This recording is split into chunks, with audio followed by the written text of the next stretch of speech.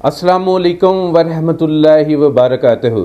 दोस्तों, उम्मीद है आप सब खैरियत से होंगे।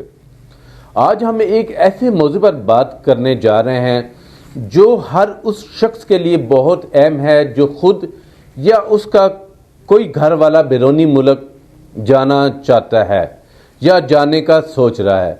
लाइल्मी और एक छोटी सी गलती से जहाज़ पर न चढ़ पाना सबसे बड़ी बदकिस्मती होती है।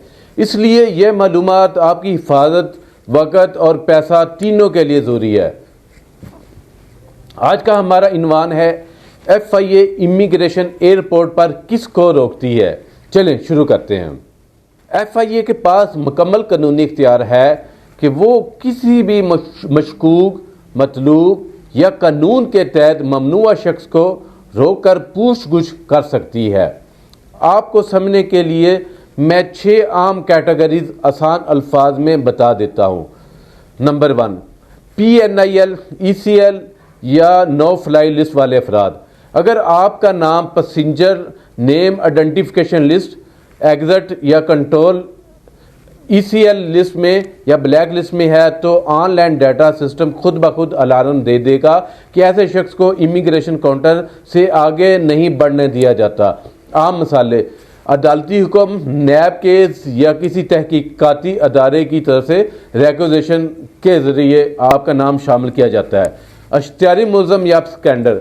अदालत अगर किसी को प्रोक्लेम ऑफेंडर, जिसे PO कहते हैं, या कोर्ट अब स्कैंडर करार दे तो FIA के निज़ाम में इसका रिकॉर्ड महफूज हो जाता है।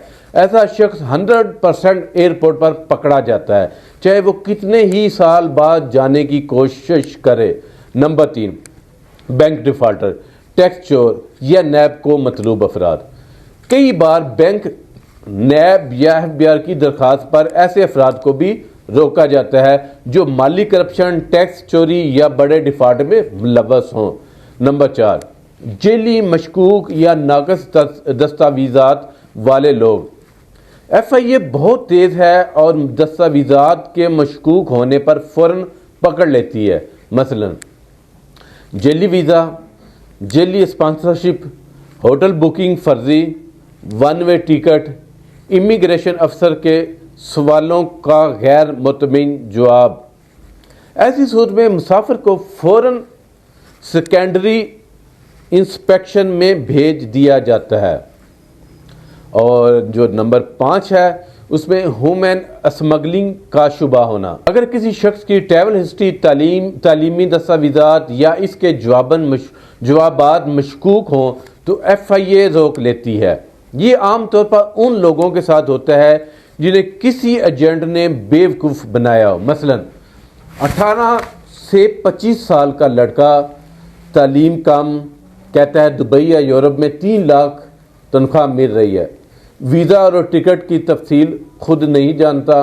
ऐसे केसेस में इमिग्रेशन फ़ौरन शक में आ जाती है। नंबर 6 पे बात करते हैं। पुराने केस, पुरानी FIR या बेल कैंसलेशन।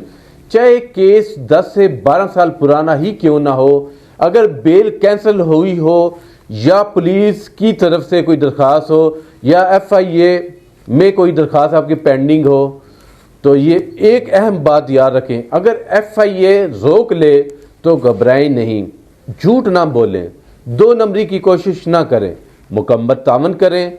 अक्सर 70% मसाइल वहीं बैठकर हल हो जाते हैं। अगर आप सच बोलें और बात हों।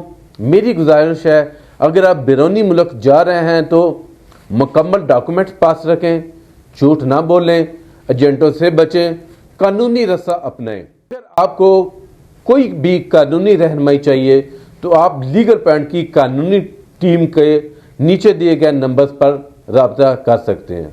Thank you so much.